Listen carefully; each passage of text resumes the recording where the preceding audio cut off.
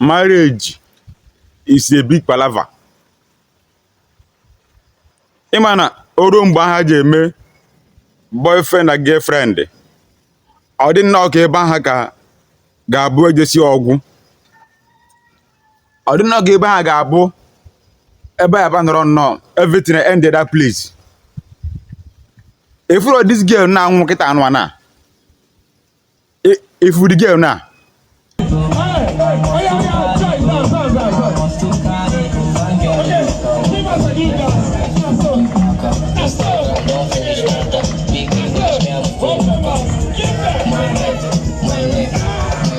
this girl, if you go to marriage, go jubilate with happiness, hoping that the marriage will last forever.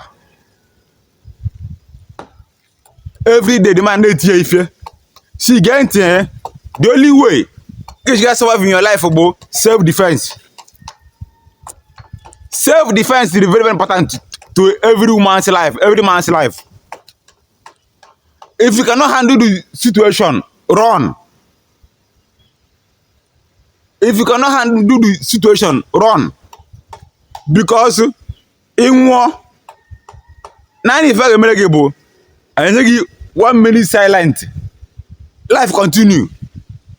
So, love and affection in will be working on why not. Be happier, you enjoy your life. And I go down this girl now work it down now. On a job that I DNA cheat on her. DNA na best friend ye munye. No really kwa ife. Kita na the man end go the life of this young girl now. Through God, joy, God, joy. Through molesting the girl. If for the thing. So if I can get mabuna, if I into marriage, for now the marriage that I walk with you or this way, if you get me, you take a walk.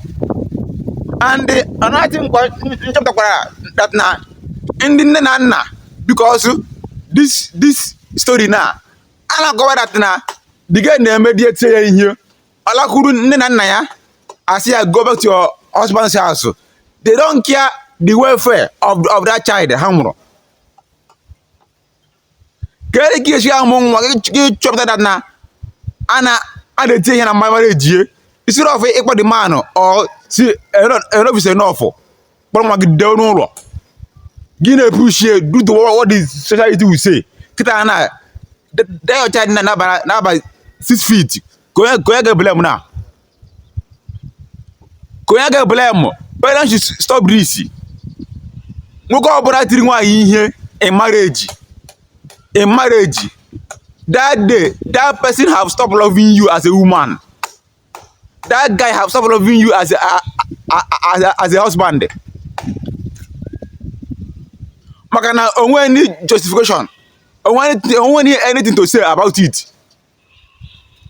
Look at how they ended this girl's life in a short period in marriage. Share the video.